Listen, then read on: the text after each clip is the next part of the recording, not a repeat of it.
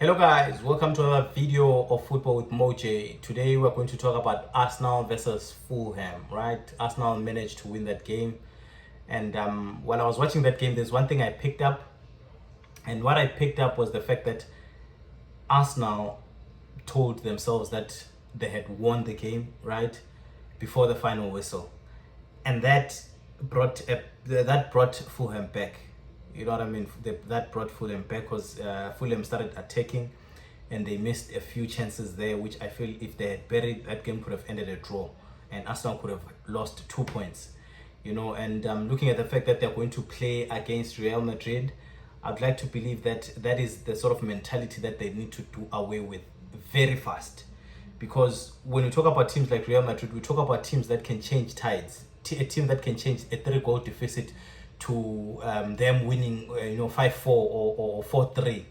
And if Arsenal go with that mentality, I'm afraid they will not survive that encounter against that team. So that is something that they need to work on. And I like the fact that Saka is back. I feel like Arsenal are a very good side and they are capable, much more capable with a player like Saka on their team. So for him to be back, it shows how important he is.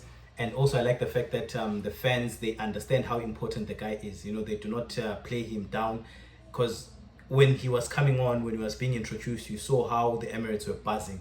All the fans, they just started applauding him because it shows how much they've missed him. You know what I mean? So he's a good addition to the squad, man. I'm glad that you also managed to score, and when I'm looking at this Arsenal side, I'm starting to understand how resilient and how much of a good team Mikel Arteta has built. These guys are second place and they've had injuries all season. And a question which I've been seeing right on social media is, had Liverpool been in a similar situation, would they be first? Would they be anywhere near the top two? And that's something that I doubt, especially looking at the fact that most of Liverpool's goals have come from Salah, even the assist too. So we take that out, we take Salah out. Will Liverpool be where they are? I doubt it.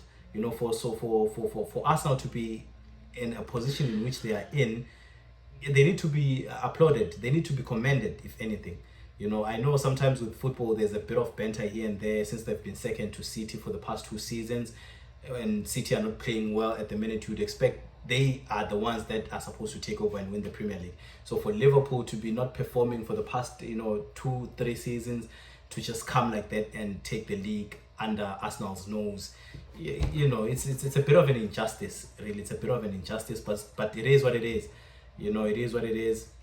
Arsenal are second, but for them to be second, after these many games, for them to be sitting on 61 points, I think it's good. Arsenal fans also, I know you can say Mikel Arteta is not a winner, he needs to leave my club and all these sort of things, but you have to acknowledge the fact that with what he has worked with so far, and for them to be second, 11 points adrift of Liverpool, that is amazing. That is amazing. And I know you're looking for the league because you haven't won it in 16 years or all those years, but you will still have your own opportunity, and I'm thinking next season will be Arsenal's opportunity. Another problem with Arsenal is that when they have a chance to win, they do not win. I don't know if the players are at fault. I don't know if they get nervous. I don't know, but they do not know how to utilize an opportunity when lies won. I think that's a problem. I think that's a problem that Mikel Arteta needs to work on. You know what I mean? But apart from that, I'm glad that Saka is back. That can be able to help Arsenal when they play against Real Madrid. It can at least give them that confidence they need. More especially for the fact that Gabriel is not there. How unfortunate that is. The best defense in the league against Real Madrid, that would have been, a very good challenge and a very good game for neutrals to watch. But unfortunately, he's injured, and such shows, Arsenal's luck this season. It's not been there. When it matters most, it has not been there. But, well, I trust Mikel Arteta, man. From what I've seen, from what I see, he knows how to, put things in order. He knows how to survive, even the deadliest of storms. He has done it, and I think he can be able to do it against Real Madrid. Maybe he might not be able to win that game in a high margin, but I think he can be able to put them at bay, and he may be able to get something off of it. Maybe going to Santiago Bernabeu might be a bit of a challenge for him, but I'm quite sure at the Emirates something will give. They might actually win it.